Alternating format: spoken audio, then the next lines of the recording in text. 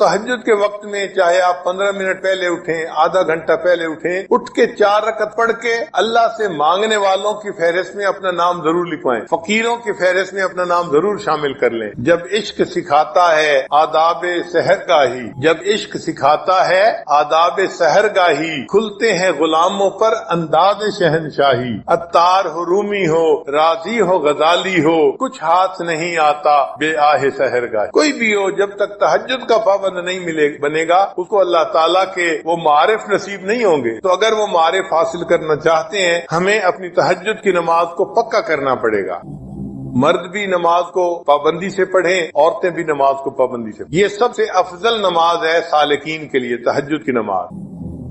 फिर उसके बाद इशराक की नमाज। इशराक की नमाज ये है कि इंसान फजर की नमाज पढ़े, फिर अपनी जगह पर बैठे हुए तिलावत करे, तस्बीहात पढ़े, और जब सूरज एक नेजा ऊपर आ जाए तो उस वक्त 2 रकत 4 रकत नवाफिल पढ़ ले। वो इशराक की नमाज कहलाती है। और हदीस पाक में है कि उस नमाज को पढ़ने पर अल्लाह बंदे को एक हज और एक उम्रे का सवाब अता फरमाता। हम तो सवाब की खातिर पढ़ते हैं ना, लेकिन जो अल्लाह वाले होते हैं ना, वो सवाद की खातिर पढ़ते हैं, मजे की खातिर पढ़ते हैं। उनको सवाबों की तलब कम होती है, अपने महबूब से मोहब्बत का ताल्लुक निभाने का उनको शौक ज्यादा होता है। हज़रत ख्वाजा मजदूब रहमतुल्लाह फरमाते हैं, बंदगी से हमें तो मतलब है, बंदगी से हमें तो मतलब है, हम सवाबो अजाब क्या जाने। बंदगी से हमें तो मतलब है, हम सवाबो अजाब क्या जाने। किसमें कितना सवाब मिलता है, इश्क वाले हिसाब क्या है। इश्क वालों को इन हिसाबों का क्या पता, वो तो अल्लाह की मोहब्बत में नवाफिल पढ़ रहे हो। अगर इशराक के नवाफिल पढ़ने की आदत पड़ जाए तो फिर उसके बाद सलातुल ज़ुहा, जिसको चाश की नमाज कहते हैं, ये दिन के 9 बजे जब सूरज इतना ऊपर आ जाता है कि जमीन गर्म होती है, नंगा पांव रखने से पांव जलने शुरू हो जाते हैं, उस वक्त से ये टाइम शुरू होता है और फिर जवाल से 1 घंटा पहले तक ये रहता है। इसको सलाते चाश कहते हैं। ये अगर 2 रकत भी पढ़ ले तो बहुत अच्छा, वरना 12 रकत तक पढ़ सकते हैं। इसमें अल्लाह ने रोजी की बरकत रखी हुई है। चुनांचे जो बंदा चाश की नमाज पढ़ता है, अल्लाह ताला उसको बरकत वाली रोजी अता फरमा दे। अब बहुत सारे लोग अपने दफ्तरों की वजह से ये लंबी नमाज तो नहीं पढ़ सकते, मगर कम अज कम 2 रकत तो पढ़नी चाहिए, एंट्री तो हो जानी चाहिए। बल्कि फुकहा ने तो यहाँ तक लिखा है कि अगर ये बंदा दफ्तर में इतना मसरूफ हो जाता है कि वहाँ इसके लिए नफल पढ़ना मुमकिन नहीं होता, तो इशराक के वक्त में 2 रकत नफल इशराक की नीयत से पढ़ ले और 2 रकत नफल चाश्त की नीयत से पढ़ ले, अल्लाह उसको भी कबूल फरमा लेंगे। तो इशराक और चाश तो इस तरह हो गई। फिर उसके बाद तीसरी नमाज है जिसको सलाते अवाबीन कहते हैं। वो मगरिब के बाद 6 रकत पढ़नी होती है नफल, मगरिब और इशा के दरमियान में। कोई मुश्किल नहीं, अगर इंसान हिम्मत कर ले तो पढ़ सकता है। 6 रकत नफल पढ़ने पे 5 मिनट लगते हैं या 6 मिनट लगते हैं, लेकिन अजर पता है कितना। हदीस पाक में है कि जो बंदा अवाबीन के 6 रकत नफल पढ़ता है, अल्लाह उसको 12 साल की इबादत का सवाब अता फरमा। 6 रकत पढ़ने पर 12 साल की इबादत का सवाब मिला, तो सोचिए ये कितना बड़ा इनाम है। जो लोग हुफाज हैं वो तहज्जुद में कुरान पढ़ा करें, मंजिल जो होती है नफलों में। अगर तहज्जुद में उठना मुश्किल है तो फिर दूसरा तरीका मगरिब और इशा के दरमियान 2 रकत 4 रकत में अगर एक पारा पढ़ ले तो उनके कुरान पाक की मंजिल पक्की रहेगी हमेशा। और रात की नमाज को तहज्जुद की नमाज कहते हैं। तो गोया 5 फर्ज नमाजें हुई और 4 नफल नमाजें हुई, इशराक, चाश, अवाबीन, तहज्जुद। तो जैसे आम लोग 5 फर्ज नमाजों का एहतमाम करते हैं, जो सालिकीन होते हैं उनको 9 नमाजों का ऐसे एहतमाम करना चाहिए। उनके लिए ये 4 नमाजें भी मोहब्बत की बिना पे फर्ज की मानद होती हैं, नफल नमाजें, लेकिन मोहब्बत के मैदान में वो इस तरह इसको अदा करते हैं जैसे फर्ज होता है। फिर इसके बाद भी कुछ नमाजें हैं। इंसान जब वुजू करता है तो तहियतुल वुजू 2 रकत नफल पढ़ने, वो भी मसनून है। मस्जिद में दाखिल होता है तो 2 रकत तहियतुल मस्जिद पढ़ना, ये भी मसनून है। तो इन नमाजों को भी पढ़ना चाहिए। जब मौका मिले तहियतुल वुजू पढ़िए, तहियतुल मस्जिद पढ़ लीजिए। फिर अगर इंसान से कोई गलती हो गई तो सलातु तौबा, 2 रकत तौबा के पढ़ना, ये भी हदीस से साबित है। फिर अगर अल्लाह ने कोई नेमत अता फरमा दी तो 2 रकत शुक्राने के अदा करना, ये भी हदीस पाक से साबित है। इन नमाजों को जितना आप पढ़ सकते हैं उतना पढ़ें, इनका अजर मिलेगा, इसके बदले फर्ज कबूल हो जाएंगे और क़यामत के दिन अल्लाह ताला बंदे को नबी इस्लाम की रफाकत अता फरमाएंगे और ऊंचा मर्तबा अता फरमाएंगे। और एक खास नुकता इन नवाफिल को पढ़ने के लिए ये है कि नवाफिल को छोड़ा ना करें। क्यों? हम नहीं जानते किस जगह का किया हुआ हमारा सजदा हमारे अल्लाह को पसंद आ जाए। तो ये सोचा करें कि हो सकता है ये जो नफल नमाज में पढ़ रहा हूँ, मेरा ये सजदा मेरे मालिक को पसंद आ जाए।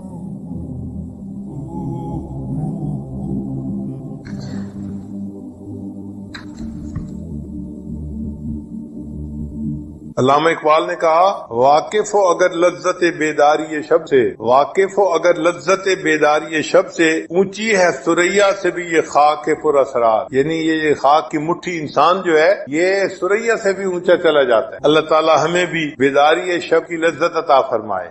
تیری محفل بھی گئی، چاہنے والے بھی گئے، شب کی آہیں بھی گئیں، صبح کے نالے بھی گئے۔ دل کو زندہ کرنے کا ایک سبب اتباع سنت، ہر کام نبی علیہ السلام کی سنت کے مطابق کرے، ہر کام، کھانا پینا، چلنا پھرنا، اٹھنا بیٹھنا، رفتار گفتار کردار، ہر چیز نبی علیہ السلام کی سنت کے مطابق۔ ہمارے سلسلہ عالیہ نقشبندیہ میں اس کا بہت اہتمام بتایا جاتا ہے، چھوٹے سے چھوٹا عمل، بڑے سے بڑا عمل، کوئی عمل بھی سنت کے خلاف نہیں ہونا، ہر وقت نظر اس چیز کو تلاش کرتی رہے کہ میں نے اس عمل میں کیسے کرنا ہے۔ اور اس کا بہترین طریقہ یہ بھی ہے کہ مسنون دعائیں یاد کر لیجئے، کتابیں مل جاتی ہیں چھوٹی سی، نبی علیہ السلام کی مسنون دعائیں، پیارے نبی علیہ السلام کی پیاری دعائیں، ان کو یاد کر لیں اور جس موقع پر پڑھنے کی دعا ہو اس پر پڑھتے رہیں۔ جو لوگ کہتے ہیں نا جی کہ وقوف قلبی نہیں رہتا، وہ دوسرے لفظوں میں بتا رہے ہوتے ہیں جی کہ میں مسنون دعا کی پابندی کوئی نہیں کرتا، اس لیے کہ مسنون دعا کی پابندی کرنے کا انعام یہ ملتا ہے کہ انسان ہر وقت اللہ کی طرف متوجہ رہے۔ کھانا کھانے کی دعا، کھانے کے بعد کی دعا، سو کر اٹھنے کی دعا، سونے سے پہلے کی دعا، کسی سے ملنے کی دعا، گھر میں داخل ہونے کی، نکلنے کی، ہر موقع کی دعائیں ہیں۔ تو مسنون دعاؤں کی برکت سے اللہ تعالیٰ وقوف قلبی کا رکھنا آسان فرما۔ آپ اس کا تجربہ کر لیجئے، جب آپ محسوس کریں نا کہ جی میں وقوف قلبی کا دھیان نہیں رکھ سکتا یا رکھنا مشکل ہے، آپ محسوس کریں گے کہ سنت دعائیں پڑھنے میں آپ کوتاہی کر رہے ہیں، ان کی پابندی کریں، آٹومیٹکلی اللہ کی طرف دھیان رہے گا، توجہ رہے۔ دل کو زندہ کرنے کا ایک اور عمل قیام اللیل، تہجد کی نماز۔ چنانچہ جو لوگ چاہتے ہیں کہ اللہ رب العزت سے تعلق ہو، ان کی محبت دل میں ہو، ہم اللہ تعالیٰ کے مقبول بندوں میں شامل ہو جائیں، ان کو چاہیے کہ رات کے آخری پہر میں چند رکعت نفل اللہ کے حضور ضرور پڑھیں۔ اللہ تعالیٰ فرماتے ہیں والذین یبیتون لربہم سجدا وقیاما، حدیث پاک میں آتا ہے افضل الصلاۃ بعد المکتوبۃ قیام اللیل، کہ 5 فرض نمازوں کے بعد سب سے افضل نماز تہجد کی نماز ہے۔ قیل للحسن، حسن رحمت اللہ علیہ سے یہ کہا گیا ما بال المتہجدین احسن الناس وجہا، کیا وجہ ہے کہ تہجد پڑھنے والوں کے چہرے بڑے منور ہوتے ہیں، ان کے چہروں پہ بڑا نور ہوتا ہے۔ قال، انہوں نے جواب دیا لأنہم خلو بالرحمن فالبسہم نور من نورہ، اس لیے کہ وہ اللہ کے ساتھ تنہائی میں عبادت میں وقت گزارتے ہیں، اللہ اپنے نور کو ان کے چہروں پر پالش کر دے۔ ایک بزرگ فرمایا کرتے تھے کہ حضرت، ان کے پاس ایک بندہ آیا، اس نے کہا کہ حضرت مجھے رات تہجد کی توفیق نصیب نہیں ہوتی، کوئی عمل بتا دے۔ انہوں نے آسان سا جواب دے دیا، فرمان لگے اے دوست تو اپنے دن کے اعمال کو سنوار لے، اللہ تعالیٰ تجھے رات کے اعمال کی توفیق عطا فرمائے۔ ہم دن میں جو نافرمانیاں کرتے ہیں نا، ان کی وجہ سے رات کی عبادت سے محروم کر دیے۔ فقال لا تعصه بالنهار، تو دن میں اللہ کی نافرمانی نہ کر، وَهُوَ يُقِيمَكَ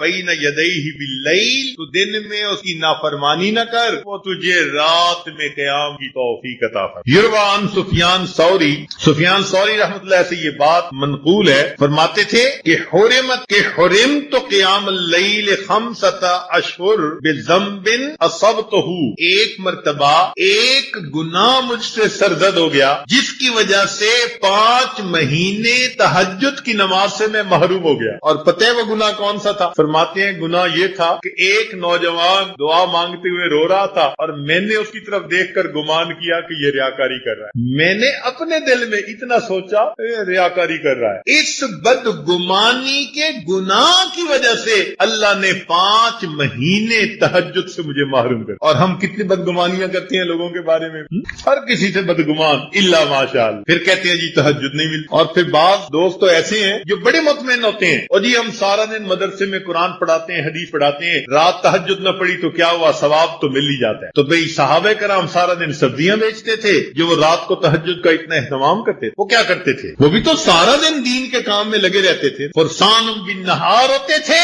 और फिर अल्लाह उनको रहबानुम बिल लैल बना दिया। रात घोड़े की पीठ पे होते थे सुबह में, और रात मुसल्ले की पीठ पर हुआ करते। तो ये तो नफ्स हमें मुतमईन कर देता है ना कि कोई बात नहीं अगर तहज्जुद की तौफीक नहीं मिलती। अच्छा एक बात जरा तवज्जो से सुने कि एक तो है हमारा सोचना हम तहज्जुद पे नहीं उठते, और एक सोच का अंदाज और भी है। वो क्या, हदीस पाक में आता है अल्लाह ताला रात को फरिश्तों की 3 जमातें बना देते हैं। फरिश्तों की कितनी जमातें? 3 जमातें बना देते हैं। एक जमात को कहते हैं कि देखो फला फला मेरे मकबूल बंदे हैं, तुम जाओ और इनको पर मार के जगा दो, ये तहज्जुद में उठने का वक्त है, ये उठेंगे मुझसे मांगेंगे, मैं परवरदिगार इनकी झोलियों को भर दूं। चुनाचे ये लोग सोए हुए होते हैं, न घड़ी का अलार्म न कोई और, अचानक उनकी आंख खुल जाती है। ये अल्लाह ताला की तरफ से फरिश्ते उठा देते हैं उनको, अचानक आंख खुल जाती है। दिल में इरादा लेके सोते हैं 3 बजे उठने हैं, 3 बजे आंख खुलती है, तो अल्लाह ताला के फरिश्ते जगा दे। और फिर दूसरे ग्रुप को अल्लाह फरमाते हैं कि जाओ फला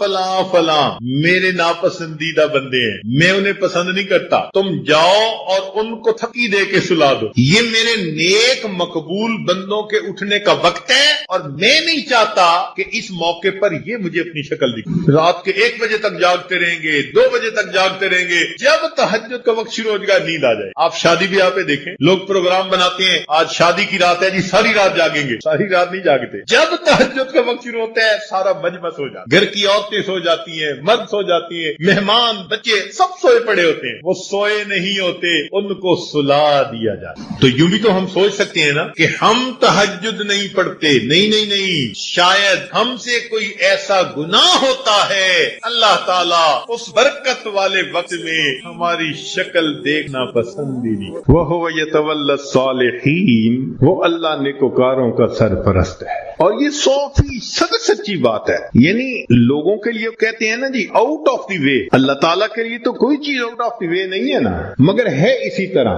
कि जो नेक बनता है देखने से पता चलता है कि जैसे कोई गैबी कुव्वत आउट ऑफ द वे जाके इसकी मदद कर रही है, इसलिए कि वो अल्लाह की सरपरस्ती में आ चुका होता है। ऐसे अल्लाह ताला अपने बंदों की मदद फरमाते हैं। जरा अल्लाह से दोस्ती लगा के देखें, उसकी सरपरस्ती में आके देखें, समझ फिर लगेगी कि बंदे की जिंदगी कितनी सुहानी हो जाती। आज तो जिस बंदे के कंटेक्ट बड़े हो, वाकिफ हो, कहते हैं जी इसके बड़े लंबे हाथ हैं, और अल्लाह वालों की तो हालत ये कि उनके हाथ तो अल्लाह ताला की जेब में होते हैं। अल्लाह अपने बंदों की कैसे मदद करता है, जरा 1-2 वाकयात सुन लीजिए। राबिया बसरिया अल्लाह की नेक बंदी अपने सौमे में इबादत करते करते थक गई तो सो गई। एक चोरा निकला, उसने दरवाजा खोला, अंदर घुसा, कोई और चीज तो नहीं उसे नजर आई, मगर एक चादर पड़ी हुई थी। उसने कहा चलो चादर ही ले चलता हूं। जब चादर उसने उठाई और वापस जाने लगा, ऐसा सर चकराया कि उसको आंखों के आगे अंधेरा हो गया, दरवाजा नजर ही नहीं आया। तो वो बहुत कंफ्यूज हुआ और उसने चादर नीचे फेंक दी। जैसे ही नीचे फेंकी दरवाजा नजर आया तो अब उस पे ना खौफ तारी हो गया और वो बाहर निकलने लगा। जैसे बाहर निकलने लगा एक आवाज आई, अगर एक दोस्त सोया हुआ है तो दूसरा दोस्त जागता है। अगर एक दोस्त सोया हुआ है तो दूसरा दोस्त जागता है। तुम कैसे यहां से कोई चीज चुरा के जा सकते? वह यतवल्ला सालिहीन, वो अल्लाह ताला नेकोकारों का सरपरस्त है, उनका जिम्मेदार है। चुनाचे एक बुढ़िया का वाकया लिखा है कि उसका घर बादशाही महल के जरा करीब था, अकेली थी। एक दिन उसको रिश्तेदारों के यहाँ तकरीब में जाना पड़ गया तो वो चली गई और वहां उसको 1-2 महीने लग गए।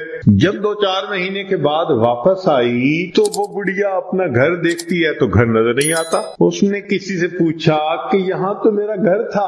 उन्होंने कहा भाई तू यहाँ थी नहीं और ये बादशाह के महल को थोड़ा सा एक्सटेंड करना था, तो जब 2-4 दिन देखा कि कोई यहाँ है ही नहीं तो तुम्हारा ताला पुलिस ने खोल लिया, अंदर भी कुछ इतना था नहीं तो तुम्हारी कोठरी को गिरा के बादशाह के महल की एक्सटेंशन कर दी। तो जब उस बुढ़िया ने ये सुना ना कि तुम तो यहाँ थी नहीं इसलिए तुम्हारे घर को गिरा दिया गया, तो बुढ़िया ने आसमान की तरफ देख के कहा, अल्लाह मैं तो यहाँ नहीं थी, तू तो यही था।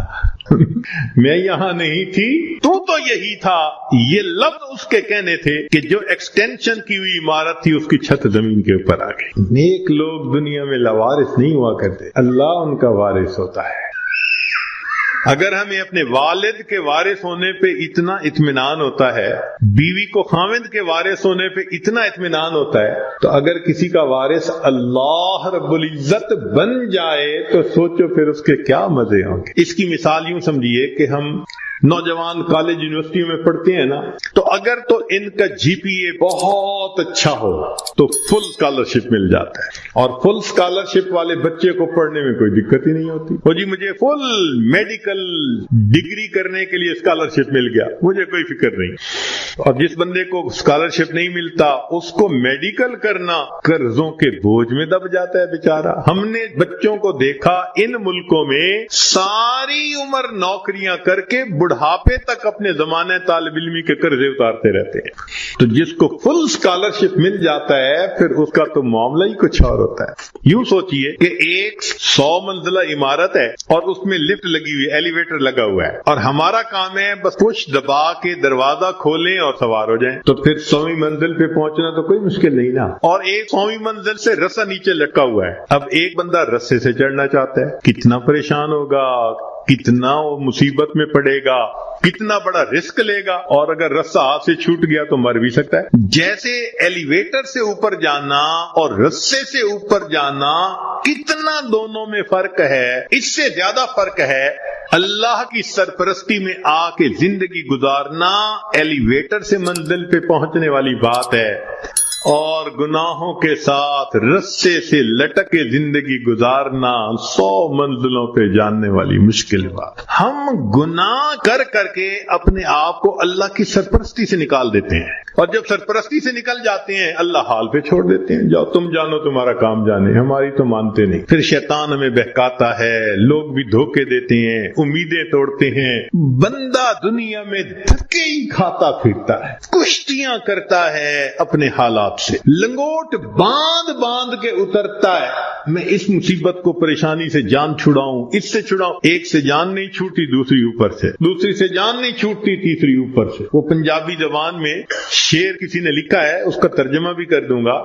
اس دکھی حیاتی دے پینڈیاں وچ کدی راہ پہ گئے کدی بھول دے رہے، ایک دامن امید دا چھڈیا نہ، لکھ جھکڑ انیریاں دے چل دے رہے، پت جھڑ دے جھڑے ہوئے پتیاں وانگ، اسی تیرے جہان چ رل دے رہے، پر دامن امید دا چھڈیا نہ، اسی نال تقدیر دے گھل دے رہے۔ جیسے پت جھڑ کے موسم میں خشک پتا ہوتا ہے، کبھی ہوا نے یہاں پھینکا کبھی وہاں پھینکا، اللہ کا سہارا چھوڑ کے بندے کا یہی حال ہوتا ہے۔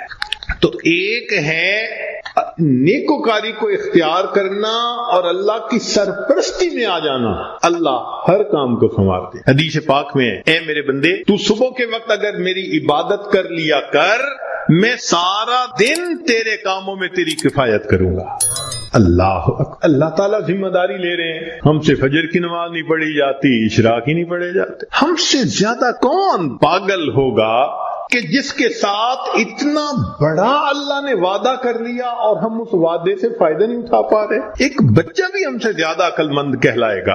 کیوں ہم پریشانیوں کی زندگیوں میں پڑ گئے ہیں؟ اس لیے کہ نفس کی خواہشات پوری کرتے ہیں۔ تو نفس کی خواہشات پوری کر کے، گناہ کر کے اللہ کی سرپرستی میں نکل جانا، یہ کہاں کی عقل مندی ہے؟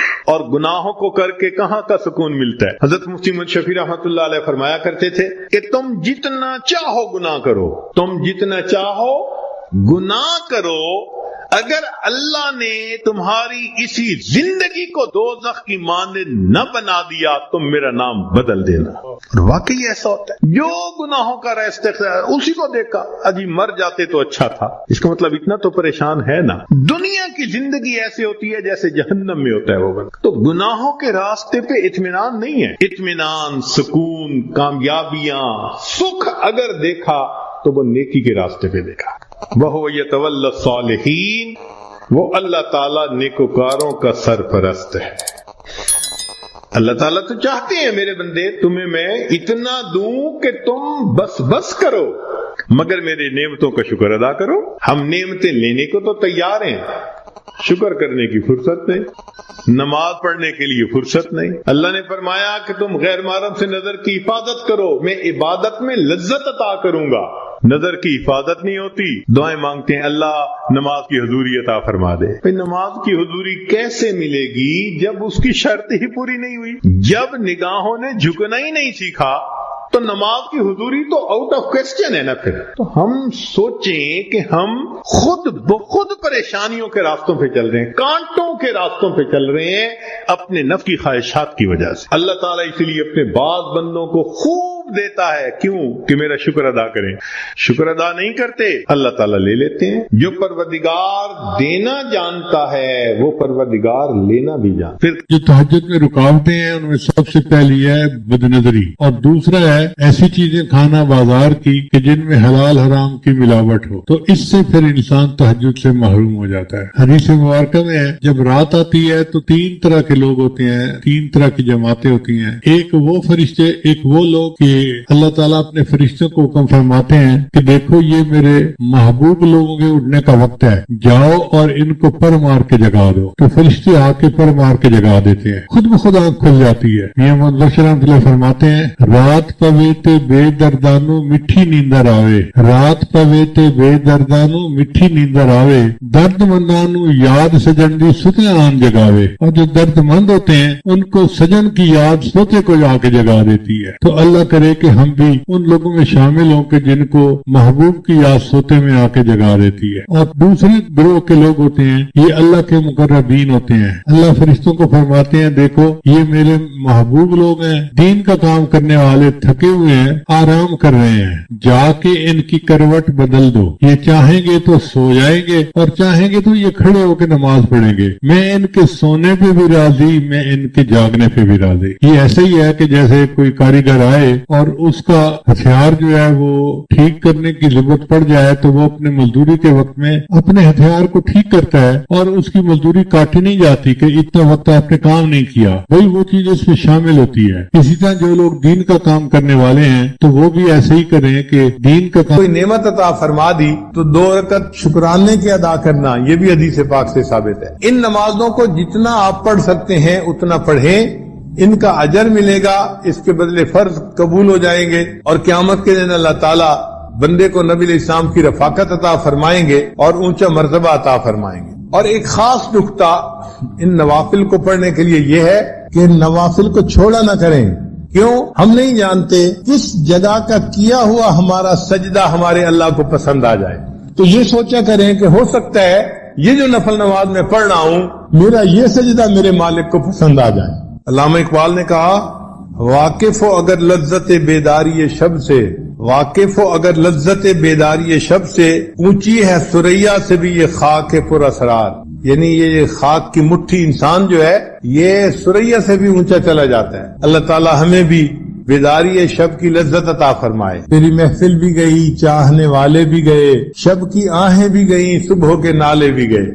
ہر کام نبی علیہ السلام کی سنت کے مطابق کریں، ہر کام، کھانا پینا، چلنا پھرنا، اٹھنا بیٹھنا، رفتار گفتار کردار، ہر چیز نبی علیہ السلام کی سنت کے مطابق۔ ہمارے سلسلہ عالیہ نقشبندیہ میں اس کا بہت اہتمام بتایا جاتا ہے، چھوٹے سے چھوٹا عمل، بڑے سے بڑا عمل، کوئی عمل بھی سنت کے خلاف نہیں ہونا چاہیے۔ ہر وقت نظر اس چیز کو تلاش کرتی رہے کہ میں نے اس عمل میں کیسے کرنا ہے، اور اس کا بہترین طریقہ یہ بھی ہے کہ مسنون دعائیں یاد کر لیجئے، کتابیں مل جاتی ہیں چھوٹی سی، نبی علیہ السلام کی مسنون دعائیں، پیارے نبی علیہ السلام کی پیاری دعائیں، ان کو یاد کر لیں اور جس موقع پر پڑھنے کی دعا ہو اس پر پڑھتے رہیں۔ جو لوگ کہتے ہیں نا جی کہ وقوف قلبی نہیں رہتا، وہ دوسرے لفظوں میں بتا رہے ہوتے ہیں جی کہ میں مسنون دعا کی پابندی کوئی نہیں کرتا، اس لیے کہ مسنون دعا کی پابندی کرنے کا انعام یہ ملتا ہے کہ انسان ہر وقت اللہ کی طرف متوجہ رہے۔ کھانا کھانے کی دعا، کھانے کے بعد کی دعا،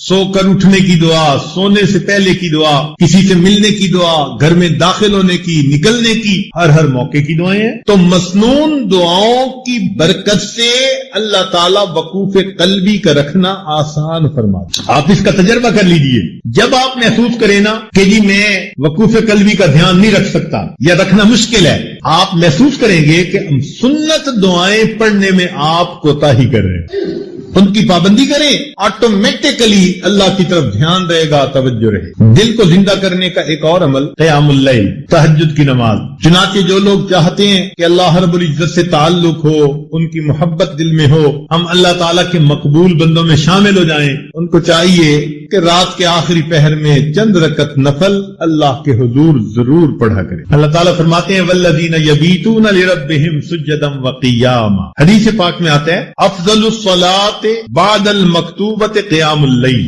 کہ 5 فرض نمازوں کے بعد سب سے افضل نماز تہجد کی نماز ہے۔ قیل للحسن، حسن رحمۃ اللہ علیہ سے یہ کہا گیا ما بال المتہجدین احسن الناس وجہا، کیا وجہ ہے کہ تہجد پڑھنے والوں کے چہرے بڑے منور ہوتے ہیں، ان کے چہروں پہ بڑا نور ہوتا ہے۔ قال، انہوں نے جواب دیا لأنہم خلو بالرحمن فألبسہم نور من نورہ، اس لیے کہ وہ اللہ کے ساتھ تنہائی میں عبادت میں وقت گزارتے ہیں، اللہ اپنے نور کو ان کے چہروں پر پالش کر دے۔ ایک بزرگ فرمایا کرتے تھے کہ حضرت، ان کے پاس ایک بندہ آیا، اس نے کہا کہ حضرت مجھے رات تہجد کی توفیق نصیب نہیں ہوتی، کوئی عمل بتا دے۔ انہوں نے آسان سا جواب دے دیا، فرمانے لگے اے دوست تو اپنے دن کے اعمال کو سنوار لے، اللہ تعالیٰ تجھے رات کے اعمال کی توفیق عطا فرما دے۔ ہم دن میں جو نافرمانیاں کرتے ہیں نا، ان کی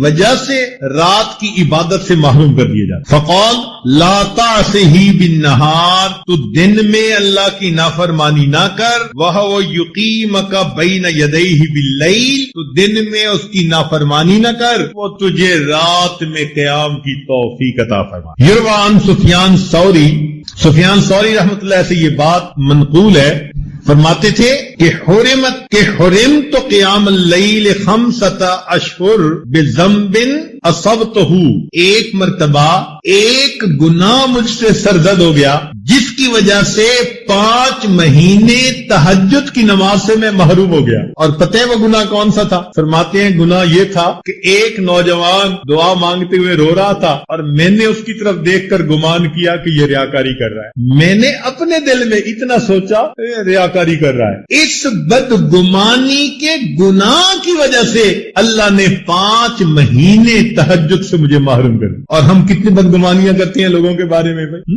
ہر کسی سے بدگمان الا ماشاء اللہ، پھر کہتے ہیں جی تہجد نہیں ملتی۔ اور پھر بعض دوست تو ایسے ہیں جو بڑے مطمئن ہوتے ہیں، اور جی ہم سارا دن مدرسے میں قرآن پڑھاتے ہیں، حدیث پڑھاتے ہیں، رات تہجد نہ پڑھی تو کیا ہوا، ثواب تو مل ہی جاتا ہے۔ تو بھئی صحابہ کرام سارا دن سبزیاں بیچتے تھے، جو وہ رات کو تہجد کا اتنا اہتمام کرتے تھے، وہ کیا کرتے تھے؟ وہ بھی تو سارا دن دین کے کام میں لگے رہتے تھے، فرسان بالنہار ہوتے تھے، اور پھر اللہ ان کو رہبان باللیل بنا دیا۔ رات گھوڑے کی پیٹھ پہ ہوتے تھے صبح میں، اور رات مسلح کی پیٹھ پر ہوا کرتے۔ تو یہ تو نفس ہمیں مطمئن کر دیتا ہے نا کہ کوئی بات نہیں اگر تہجد کی توفیق نہیں ملتی۔ اچھا ایک بات ذرا توجہ سے سنیں کہ ایک تو ہے ہمارا سوچنا ہم تہجد پہ نہیں اٹھتے، اور ایک سوچ کا انداز اور بھی ہے، وہ کیا؟ حدیث پاک میں آتا ہے اللہ تعالیٰ رات کو فرشتوں کی 3 جماعتیں بنا دیتے ہیں۔ فرشتوں کی کتنی جماعتیں؟ 3 جماعتیں بنا دیتے ہیں۔ ایک جماعت کو کہتے ہیں کہ دیکھو فلاں فلاں میرے مقبول بندے ہیں، تم جاؤ اور ان کو پر مار کے جگا دو، یہ تہجد میں اٹھنے کا وقت ہے، یہ اٹھیں گے مجھ سے مانگیں گے، میں پروردگار ان کی جھولیوں کو بھر دوں گا۔ چنانچہ یہ لوگ سوئے ہوئے ہوتے ہیں، نہ گھڑی کا الارم نہ کوئی اور، اچانک ان کی آنکھ کھل جاتی ہے۔ یہ اللہ تعالیٰ کی طرف سے فرشتے اٹھا دیتے ہیں، ان کو اچانک آنکھ کھل جاتی ہے۔ دل میں ارادہ لے کے سوتے ہیں 3 بجے اٹھنے، 3 بجے آنکھ کھلتی ہے، تو اللہ تعالیٰ کے فرشتے جگا دیتے ہیں۔ اور پھر دوسرے گروپ کو اللہ فرماتے ہیں کہ جاؤ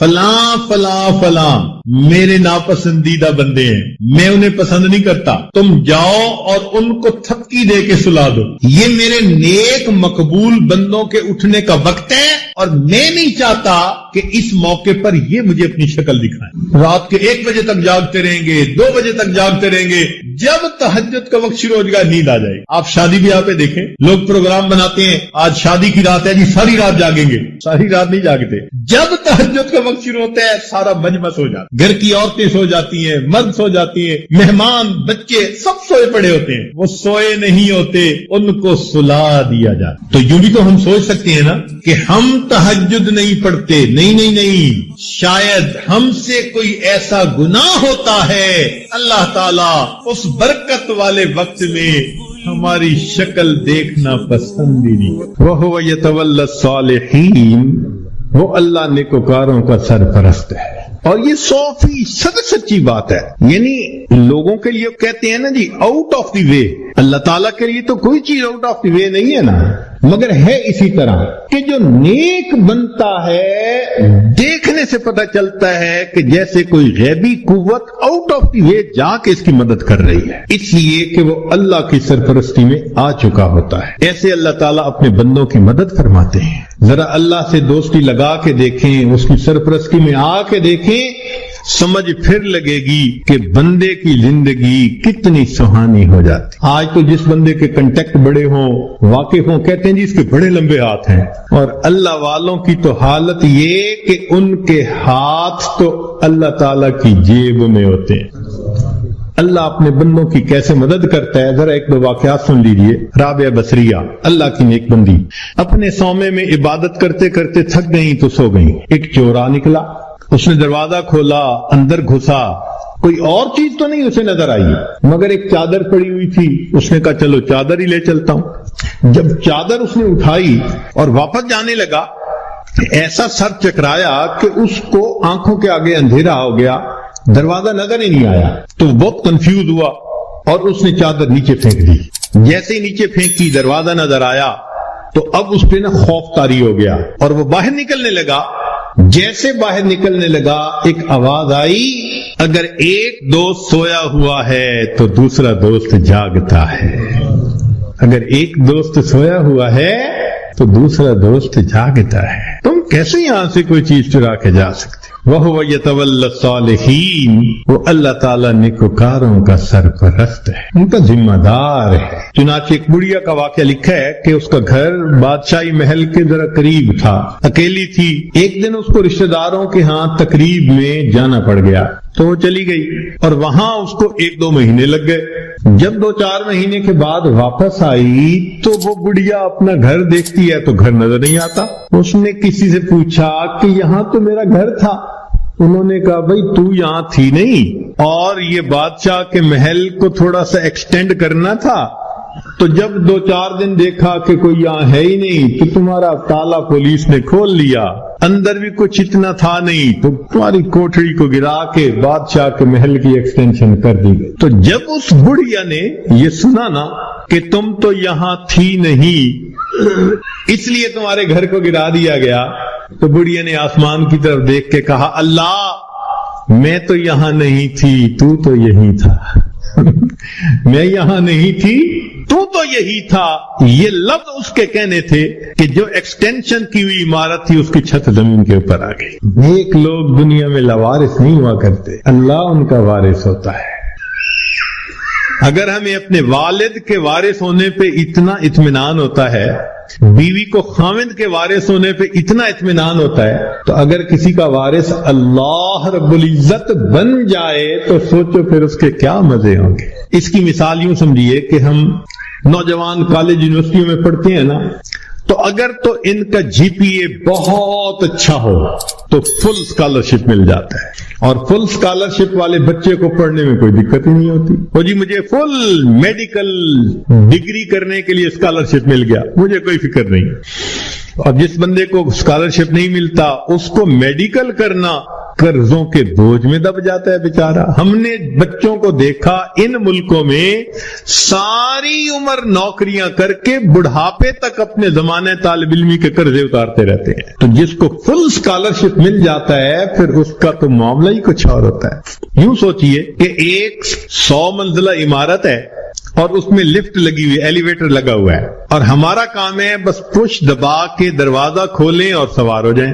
تو پھر 100ویں منزل پہ پہنچنا تو کوئی مشکل نہیں نا. اور ایک 100ویں منزل سے رسہ نیچے لٹکا ہوا ہے. اب ایک بندہ رسے سے چڑھنا چاہتا ہے, کتنا پریشان ہوگا, کتنا وہ مصیبت میں پڑے گا, کتنا بڑا رسک لے گا, اور اگر رسہ ہاتھ سے چھوٹ گیا تو مر بھی سکتا ہے. جیسے ایلیویٹر سے اوپر جانا اور رسے سے اوپر جانا کتنا دونوں میں فرق ہے, اس سے زیادہ فرق ہے اللہ کی سرپرستی میں آ کے زندگی گزارنا ایلیویٹر سے منزل پہ پہنچنے والی بات ہے, اور گناہوں کے ساتھ رسے سے لٹک کے زندگی گزارنا 100 منزلوں پہ جاننے والی مشکل بات. ہم گناہ کر کر کے اپنے آپ کو اللہ کی سرپرستی سے نکال دیتے ہیں, اور جب سرپرستی سے نکل جاتے ہیں اللہ حال پہ چھوڑ دیتے ہیں, جاؤ تم جانو تمہارا کام جانے, ہماری تو مانتے نہیں. پھر شیطان ہمیں بہکاتا ہے, لوگ بھی دھوکے دیتے ہیں, امیدیں توڑتے ہیں.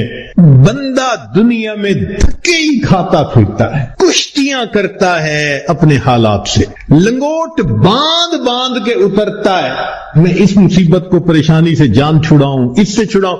ایک سے جان نہیں چھوٹتی, دوسری اوپر سے, دوسری سے جان نہیں چھوٹتی, تیسری اوپر سے. وہ پنجابی زبان میں شعر کسی نے لکھا ہے, اس کا ترجمہ بھی کر دوں گا. اس دکھی حیاتی دے پینڈیاں وچ کدی راہ پہ گئے کدی بھول دے رہے, ایک دامن امید دا چھڑیا نہ, لکھ جھکڑ انیریاں دے چل دے رہے, پت جھڑ دے جھڑے ہوئے پتیاں وانگ, اسی تیرے جہان چ رل دے رہے, پر دامن امید دا چھڑیا نہ, اسی نال تقدیر دے گھل دے رہے. جیسے پت جھڑ کے موسم میں خشک پتا ہوتا ہے, کبھی ہوا نے یہاں پھینکا کبھی وہاں پھینکا, اللہ کا سہارا چھوڑ کے بندے کا یہی حال ہوتا ہے. تو ایک ہے نیکوکاری کو اختیار کرنا اور اللہ کی سرپرستی میں آ جانا, اللہ ہر کام کو سنوارتے ہیں. حدیث پاک میں اے میرے بندے, تو صبح کے وقت اگر میری عبادت کر لیا کر, میں سارا دن تیرے کاموں میں تیری کفایت کروں گا. اللہ اکبر, اللہ تعالیٰ ذمہ داری لے رہے ہیں. ہم سے فجر کی نماز نہیں پڑھی جاتی, اشراق ہی نہیں پڑھے جاتے. ہم سے زیادہ کون پاگل ہوگا کہ جس کے ساتھ اتنا بڑا اللہ نے وعدہ کر لیا اور ہم اس وعدے سے فائدہ نہیں اٹھا پا رہے. ایک بچہ بھی ہم سے زیادہ عقل مند کہلائے گا. کیوں ہم پریشانیوں کی زندگیوں میں پڑ گئے ہیں؟ اس لیے کہ نفس کی خواہشات پوری کرتے ہیں. تو نفس کی خواہشات پوری کر کے, گناہ کر کے اللہ کی سرپرستی میں نکل جانا, یہ کہاں کی عقل مندی ہے؟ اور گناہوں کو کر کے کہاں کا سکون ملتا ہے؟ حضرت مفتی محمد شفیع رحمۃ اللہ علیہ فرمایا کرتے تھے کہ تم جتنا چاہو گناہ کرو, تم جتنا چاہو گناہ کرو, اگر اللہ نے تمہاری اسی زندگی کو دوزخ کی مانند نہ بنا دیا تو میرا نام بدل دینا. واقعی ایسا ہوتا ہے. جو گناہوں کا راستہ اسی کو دیکھا, اجی مر جاتے تو اچھا تھا. اس کا مطلب اتنا تو پریشان ہے نا. دنیا کی زندگی ایسے ہوتی ہے جیسے جہنم میں ہوتا ہے وہ بندہ. تو گناہوں کے راستے پہ اطمینان نہیں ہے. اطمینان, سکون, کامیابیاں, سکھ اگر دیکھا تو وہ نیکی کے راستے پہ دیکھا. وَهُوَ يَتَوَلَّى الصَّالِحِينَ, وہ اللہ تعالیٰ نیکوکاروں کا سرپرست ہے.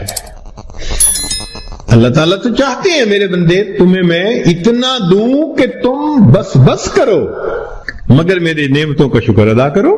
ہم نعمتیں لینے کو تو تیار ہیں, شکر کرنے کی فرصت نہیں, نماز پڑھنے کے لیے فرصت نہیں. اللہ نے فرمایا کہ تم غیر محرم سے نظر کی حفاظت کرو, میں عبادت میں لذت عطا کروں گا. نظر کی حفاظت نہیں ہوتی, دعائیں مانگتے ہیں اللہ نماز کی حضوری عطا فرما دے. نماز کی حضوری کیسے ملے گی جب اس کی شرط ہی پوری نہیں ہوئی؟ جب نگاہوں نے جھکنا ہی نہیں سیکھا تو نماز کی حضوری تو آؤٹ آف کوسچن ہے نا. پھر تو ہم سوچیں کہ ہم خود بخود پریشانیوں کے راستوں پہ چل رہے ہیں, کانٹوں کے راستوں پہ چل رہے ہیں اپنے نفس کی خواہشات کی وجہ سے. اللہ تعالیٰ اس لیے اپنے بعض بندوں کو خوب دیتا ہے, کیوں کہ میرا شکر ادا کریں. شکر ادا نہیں کرتے, اللہ تعالیٰ لے لیتے ہیں. جو پروردگار دینا جانتا ہے وہ پروردگار لینا بھی جانتا ہے. پھر کہتے ہیں حضرت صاحب ایک وقت تھا مٹی کو ہاتھ لگاتے تھے سونا بن جاتی تھی, آج تو سونے کو بھی ہاتھ لگاتے ہیں تو مٹی ہو جاتا ہے. حالات بدل جاتے ہیں اس لیے کہ ان کے تقاضوں کو پورا نہیں کیا ہوا ہوتا. چنانچہ بنی اسرائیل کے 3 آدمی تھے, ان کا ایک واقعہ عجیب ہے, بڑا سبق آموز ہے. ان میں سے پہلے بندے کے پاس ایک آدمی آیا, اور اس کو کہا بھئی تمہاری کوئی پریشانی؟ اس نے کہا پریشانی تو بہت ہے. کیا؟ اس نے کہا بھئی یہ پھل بہری ہے، یہ جو سفید داغ جسم پہ ہو جاتے ہیں، برس کا مریض ہوں میں، اور میری شکل اتنی بری ہو گئی ہے کہ میں نہ مسجد جا سکتا ہوں نہ کسی کے سامنے بیٹھ سکتا ہوں. لوگوں کو کراہت ہوتی ہے مجھ سے، اور لوگ مجھے نیچی نظر سے دیکھتے ہیں، کم نظر سے دیکھتے ہیں. تو ایک تو میری یہ پریشانی ہے کہ برس کی بیماری ختم ہو جائے، اور دوسرا رزق کی بھی بڑی تنگی ہے. اس نے دعا دی اللہ اس کی بیماری کو دور کر دے اور اس کا رزق وسیع کر دے. اللہ تعالیٰ نے اس کی بیماری بھی دور کر دی اور اس کو ایک گائے عطا فرمائی، اونٹنی عطا فرمائی، اور اونٹنی کی نسل اتنی بڑھی کہ وہ تھوڑے عرصے میں ہزاروں اونٹوں کا مالک بن گیا، بڑا ملٹائی ملینر ہو گیا. وہ بندہ دوسرے کے پاس گیا، اس سے کہا بھئی آپ کی کوئی پریشانی؟ اس نے کہا جی سر پہ بال نہیں ہے، گنجا ہوں، اور جہاں بیٹھتا ہوں لوگ میرا مذاق اڑاتے ہیں، اور دوسرا یہ کہ کاروبار بھی میرا نہیں چلتا، تو رزق کی بھی پریشانی ہے. اس نے دعا دے دی اللہ اس کی بیماری کو بھی دور کر دے، اس کو رزق میں بھی برکت دے دے. اللہ کی شان کہ اس کے سر پہ خوبصورت بال بھی اگائے، اور اس کو ایک گائے ملی، اور گائے کی نسل اتنی بڑھی کہ وہ تھوڑے دنوں میں سینکڑوں گایوں کا مالک، امیر آدمی بن گیا. پھر وہ بندہ تیسرے کے پاس گیا، وہ آنکھوں سے اندھا تھا. بھئی آپ کی کوئی پریشانی؟ اس نے کہا جی کہ میری پریشانی تو یہ ہے کہ میری بینائی نہیں ہے. لوگوں کے لیے تو فقط رات کو اندھیرا ہوتا ہے، اور میرے لیے تو دن کی روشنی میں بھی اندھیرا ہے. اور دوسرا یہ کہ مجھے تو در در کے دھکے کھانے پڑتے ہیں، تو دعا کر دو کہ میرا رزق وسیع ہو جائے. اللہ نے اس کی بینائی بھی ٹھیک کر دی، اس کو بکری عطا کر دی، اور بکری اتنی نسل بڑھی وہ ہزاروں بکریوں کا مالک. یہ تینوں بندے اپنے وقت میں بنی اسرائیل کے بڑے امیر بندے کہلانے لگے، کروڑوں میں کھیلنے لگے. جب ان کی شہرت تھی، عزت تھی، مال و دولت کی ریل پیل تھی، تو اب پہلے کے پاس وہ بندہ آیا اور کہنے لگا کہ بھئی میں محتاج ہوں اور اللہ کے نام پہ آپ سے مانگنے کے لیے آیا ہوں. اللہ ہی نے آپ کو سب کچھ دیا ہے، آپ کے پاس تو کچھ نہیں تھا، تو پلیز آپ مجھے کچھ اللہ کے نام پہ دے دیں. اس کو بڑا غصہ آیا، میں نے کہا یہ تم نے کیسی بات کی ہے کہ تمہارے پاس کچھ نہیں تھا؟ میں تو شروع سے ایسا اور امیر اور یہ اور وہ، مفت کا کہیں سے پیسہ ملا ہے میاں؟ میں نے کمائی کی ہے، محنت سے کمایا ہے، فلاں کی ہے. خبردار جو تم نے ایسی بات کی کہ تمہارے پاس کچھ نہیں تھا. اس نے کہا بھئی مجھ سے خفا نہ ہو، بس آپ جیسے تھے اللہ آپ کو ویسا کر دے. یہ کہہ کے چلا گیا، اور وہی ہوا کہ برس کی بیماری بھی دوبارہ ہو گئی، اور ایسی بیماری پھیلی کہ جتنے اس کے اونٹ اونٹنیاں تھے ایک ایک کر کے بالآخر سارے مرتے گئے. جہاں تھا وہیں پہنچ گیا، دوسرے کے پاس گیا. بھئی محتاج ہوں، اللہ نے آپ کو اتنا دیا ہے، میں بھی آیا ہوں اللہ کے نام پہ لینے کے لیے، تو آپ دیں. ایک وقت تھا آپ کے پاس کچھ نہیں تھا، پھر اللہ نے آپ کو دیا، آج اتنا کچھ ہے. اس کو بڑا غصہ آیا. تو کون ہوتا ہے بات کرنے والا؟ بھئی میرا تو باپ ایسا، میرا تو دادا ایسا، پردادا ایسا. میاں میں نے تو فلاں ڈیل ایسی کی تھی، فلاں موقع پہ میں نے ایسا بزنس کیا تھا، اسٹریٹجی ایسی بنائی تھی، تب مجھے پیسے ملے، کوئی کہیں سے مفت مل گئے ہیں. خبردار جو تو نے کوئی ایسی بات کی. اس نے کہا بھئی مجھ سے خفا نہ ہو، اچھا آپ جیسا تھے اللہ آپ کو ویسا کر دے. یہ کہہ کے چلا گیا. نتیجہ یہ کہ سر کے بال بھی اس کے ختم، اور جتنی گائیں تھی وہ ساری کی ساری بالآخر مر گئی.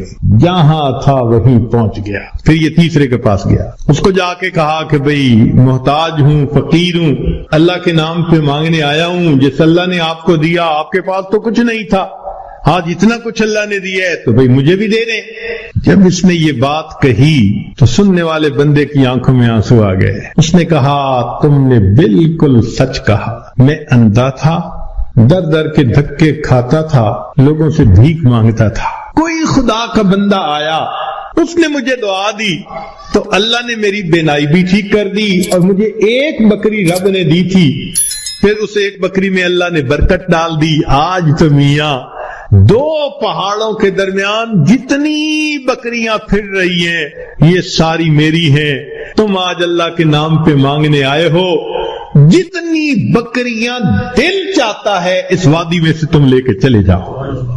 جب اس نے یہ بات کہی تب اس مانگنے والے نے کہا کہ میں تو فرشتہ ہوں، اللہ تعالیٰ نے 3 بندوں کے پاس امتحان کے طور پر بھیجا تھا، 2 اپنی اوقات کو بھول گئے، تو نے اپنی اوقات کو یاد رکھا، اللہ تجھے تیرا رزق نصیب فرمائے۔ یہ بندہ ساری زندگی امیر تر بندہ بن کر زندگی گزارتا، دیتا تو اللہ ہی ہے نا ہر ایک کو، تو جب دیتا ہے تو پھر اس کا شکر گزار بندے بھی بنے، مگر ہم نہ شکریاں کرتے ہیں، گناہ کرتے ہیں، جس وجہ سے پھر مصیبت کو دعوت دیتے ہیں۔ تو راستے زندگی گزارنے کے 2 ہیں، ایک ہے نیکوکاری کا راستہ، ایک ہے بدکاری کا راستہ، منمانی کا راستہ۔ اگر آپ غور کریں تو آج کے دور میں منمانی کی زندگی گزارنے والے بہت زیادہ، اور ہر حال میں اللہ کی مان کے چلنے والے بہت تھوڑے۔ نتیجہ کیا ہے؟ مسائل حل نہیں ہو رہے، پریشانیاں بڑھتی جا رہی ہیں، ادھر ذلت ادھر پریشانی ادھر پریشانی۔ اس کی وجہ یہ ہے کہ ہم نے اپنے آپ کو اللہ کی سرپرستی میں دیا ہی نہیں۔ اگر دے دیتے تو دنیا میں اللہ ہمارے تمام غموں کے لیے کافی ہو جاتا۔ ہماری مثال تو وہ ہے کہ کوئی بلینر انسان ہو اور اس کا بندہ چپڑاسی کی نوکری کے لیے درخواست دیتا پھرے، تو ہر بندہ کہے گا یار تمہارا باپ تو بلینر ہے اور تم پی این کی جاب کے لیے درخواست دے رہے ہو، سویپر کی جاب کے لیے، یہ کیا؟ وہی حال ہے۔ اللہ تعالیٰ ہمیں اپنے سرپرستی میں لینے کے لیے وعدہ فرما رہے ہیں، اور ہم اللہ کے وعدے پر آنے کی بجائے خود دنیا کے جھمیلوں میں اپنے رزق کو تلاش کرنے میں لگے ہوئے ہیں۔ یاد رکھیے گا، اللہ فرما برداروں کو بھی رزق دیتا ہے، اللہ نافرمانوں کو بھی رزق دیتا ہے۔ اللہ تعالیٰ فرما برداروں کو بھی رزق دیتا ہے اور اللہ تعالیٰ نافرمانوں کو بھی رزق دیتا ہے، مگر فرق ہے۔ ایک ہوتا ہے کہ آپ نے پرندے کو پنجرے سے نکالا اور پیالے کے اندر دانے ڈال کے اس کے سامنے رکھ دیا، اب وہ اسی پیالے میں سے کھا رہے آرام مزے سے۔ یا آپ نے پنجرے سے مرغی کو نکالا اور یوں دانے پھینک دیے تو وہ دانے چگ رہی ہے مگر دانے اس کو مل رہے ہیں۔ یہ ہے اللہ فرما برداروں کو رزق دیتا ہے، کسی کا ایک ہی جگہ، کسی کا ٹریولنگ کے ساتھ، ادھر بزنس، ادھر امپورٹ، ادھر ایکسپورٹ، مگر اللہ تعالیٰ رزق دیتا ہے ان کو۔ یہ رزق ملتا ہے فرما برداروں کو۔ اور ایک رزق ہوتا ہے کہ آپ نے اگر چوہے کو پھنسانا ہو تو اس کو بھی تو آپ کنڈی کے اندر گوشت کا ٹکڑا لگا کے رکھتے ہیں، پنیر کا ٹکڑا، یہ بھی رزق تو مل رہا ہے نا، مگر کس کے لیے؟ کہ یہ ہمیشہ کے لیے پھنسے قابو آئے۔ تو نافرمانوں کو بھی اللہ رزق دیتے ہیں مگر چوہے کی طرح کہ یہ پکڑا جائے گا اس کی گت بنائیں گے۔ اب ہم سوچیں کہ ہم فرما برداروں کا رزق لیتے پھر رہے ہیں یا نافرمانوں کی طرح رزق کماتے پھر؟ معاملہ تو ہمارے اوپر ہے۔ اللہ تعالیٰ فرماتے ہیں الیس اللہ بکاف عبدا، کہ جیسے عورتیں گھر کے اندر بہت ساری چیزیں ہیں تو شاپر میں ڈال کے ایک طرف پھینک دیتی ہیں، اچھا فارغ ہوں گی تو پھر تسلی سے ان کو سنبھالیں گی، تو جسم کا ٹیشو اس کو اس طرح اپنے ٹیشو میں لے کے اس کو رکھ لیتا ہے۔ جب انسان روزہ رکھتا ہے تو اس وقت باڈی کو موقع مل جاتا ہے اور پھر یہ ٹاکسک چیزیں بدن سے نکل جاتی ہیں۔ اس لیے فطرت کا اصول بھی یہی ہے۔ آپ دیکھیں اگر کوئی جانور بیمار ہو جائے تو وہ کھانا پینا بند کر دیتا ہے، اور کھانا بند کرنے سے اس کی بیماری ٹھیک ہو جاتی ہے اور جانور صحت مند ہو جاتا ہے۔ جب ہم کھانا کھاتے ہیں تو ہماری باڈی انرجی کا 65% ہمارے اسٹومک کی طرف ڈائریکٹ ہو جاتا ہے۔ یہ انرجی جو 65% ہے یہ ہماری باڈی کے لیے بھی استعمال ہو سکتی ہے، سیل کو ریپلیس کرنا اور ہاؤس کلیننگ کرنا۔ اس لیے ہمیں چاہیے کہ ہم روزے رکھنے کی عادت ہی ڈالیں۔ رمضان کے روزے تو اپنی جگہ، اس کے علاوہ بھی نوجوان بچوں کو، مردوں کو، عورتوں کو روزے رکھنے کی عادت ہونی چاہیے۔ چنانچہ روزے سے انسان کے مسل ریبلڈ ہوتے ہیں۔ یہ عمل سونے اور روزے کی حالت میں مکمل ہوتا ہے۔ روزے سے انسان کا امیون سسٹم زیادہ مضبوط ہو جاتا ہے۔ بیکٹیریل انفیکشن، وائرل انفیکشن اور ٹیومر وغیرہ روزہ رکھنے سے ختم ہو جاتے ہیں۔ روزے سے انسان کی بلڈ شوگر کے چانس کم ہو جاتے ہیں۔ روزہ رکھنے سے انسان کا وزن نہیں بڑھتا یہ تجربے سے ثابت ہوا ہے کہ 50% کھانا کم کرنے سے انسان کی زندگی 40% بڑھ جاتی ہے. چنانچہ روزہ رکھنے سے انفلیمیشن کم ہو جاتی ہے، ٹرائی گلائسرائڈ کم ہو جاتا ہے، کولیسٹرول کم ہوتے ہیں اور باڈی ماس کم ہو جاتا ہے. جو کنواری بچیاں ہوں ان کو چاہیے کہ وہ انٹرمیٹنٹ فاسٹنگ کریں. انٹرمیٹنٹ فاسٹنگ کہتے ہیں صوم داؤدی، ایک دن روزہ اور ایک دن افطار. ایک دن روزہ ایک دن افطار، اس کا اثر پہلے مہینے میں نہیں محسوس ہوتا، لیکن ایک مہینے کے بعد اس کا اثر محسوس ہوتا ہے. اس سے انسان کے جو دماغ میں نفسانی، شیطانی، شہوانی خیالات آتے ہیں، ایک تو وہ کم ہو جاتے ہیں، دوسرا وزن کنٹرول ہو جاتا ہے اور جسم چاق و چوبند ہو جاتا ہے. فیٹی ایسڈز کی جو آکسیڈائزیشن ہے وہ اس سے بڑھ جاتی ہے. اس سے انسان کے مسل مضبوط ہو جاتے ہیں. آج کل ایک نئی ریسرچ آئی ہے کہ دنیا میں جتنی بھی ڈائٹ کے لیے مشقیں کی گئیں ان میں سب سے بہترین مشق وہ 5+2 ہے.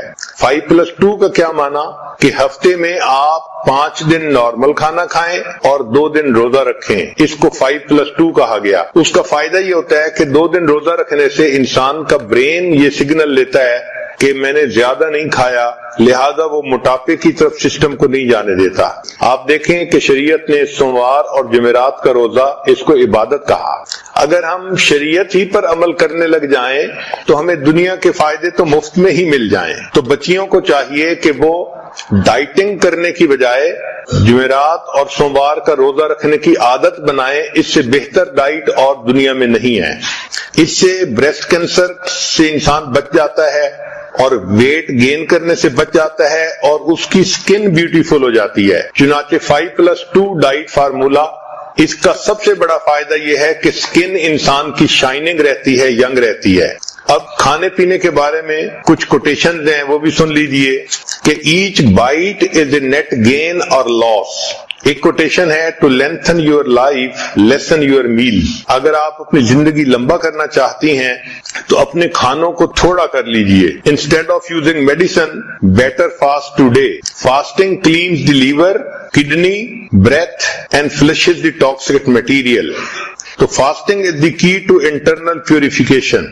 کھانے پینے میں بیویئر آف ہارمفل سالٹ. یہ جو ہم نمک کھاتے ہیں نا، یہ بہت زیادہ نقصان دہ چیز ہے. یہ نمک انسان کے جسم میں ڈائجسٹ نہیں ہوتا، یہ اسی طرح انسان کے جسم سے نکل جاتا ہے. ہم اس کو ٹیسٹ کی خاطر کھاتے ہیں، لیکن جب وہ سسٹم میں ہوتا ہے تو انسان کے بلڈ پریشر کو بڑھا دیتا ہے.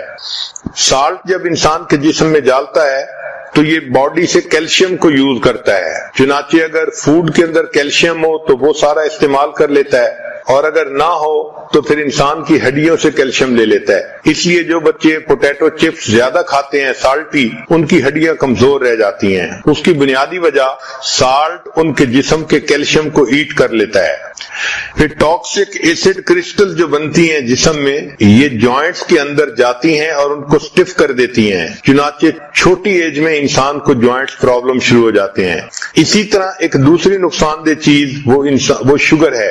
یہ جو ہم وائٹ شوگر استعمال کرتے ہیں یہ انسان کے لیے ہیلدی نہیں ہے. چھوٹی سی ہوتی ہے. اس طرح چھوٹے چھوٹے انسان تھے. پھر اللہ تعالیٰ نے ان سے پوچھا الست بربکم، کیا میں تمہارا پروردگار نہیں ہوں؟ تو نبی علیہ السلام نے سب سے پہلے جواب دیا قالوا بلا، اے اللہ آپ ہی ہمارے رب ہیں. پھر آپ صلی اللہ علیہ وسلم سے جواب سننے کے بعد سارے انسانوں نے اللہ کی ربوبیت کا اقرار کیا. اب یہ میثاق ہے، یہ ایک وعدہ ہے جو مخلوق نے اپنے اللہ سے کیا. تو اللہ تعالیٰ نے مخلوق کو دنیا میں بھیجا. اچھا میں دیکھتا ہوں کہ تم دنیا میں جا کے کس کو رب سمجھتے ہو. اب ہمارا سب سے بڑا امتحان جو دنیا میں ہے کہ ہم اپنا پالنے والا کس کو سمجھتے ہیں. بہت سارے لوگ سمجھتے ہیں کہ ہم کھیتی سے پل رہے ہیں، ہم فیکٹری سے پل رہے ہیں، ہم اپنی جاب سے پل رہے ہیں، ہم اپنے کاروبار سے پل رہے ہیں. یہ سب غلط ہے. پالنے والا کون ہے؟ اللہ ہے. جس طرح پہلے زمانے میں لات اور منات کی نفی کی جاتی تھی، اسی شد و مد کے ساتھ اس کی نفی کرنی چاہیے کہ ہم فیکٹری سے نہیں پل رہے، دکان سے نہیں پل رہے، کھیتی باڑی سے نہیں پل رہے، ہمیں اللہ پالنے والا ہے. آج کاروبار کی بات آتی ہے تو لوگ دین کو ایک طرف کر دیتے ہیں، اور یہ آخر کاروبار ہے کیا کریں. ایسی بات نہیں ہے. کاروبار نہیں پال رہا، ہمیں اللہ پال رہے ہیں. کسی کو کاروبار کے ذریعے سے دے دیتے ہیں، کسی کو فیکٹری کے ذریعے سے دے دیتے ہیں، کسی کو اللہ تعالیٰ جاب جاب کے ذریعے سے دے دیتے ہیں. یہ اسباب ہیں جو اللہ نے بنائے ہیں، دینے والا اللہ ہے. اس کی مثال آپ یوں سمجھیں کہ جیسے ایک بچہ ہوتا ہے نا، تو اس پہ تو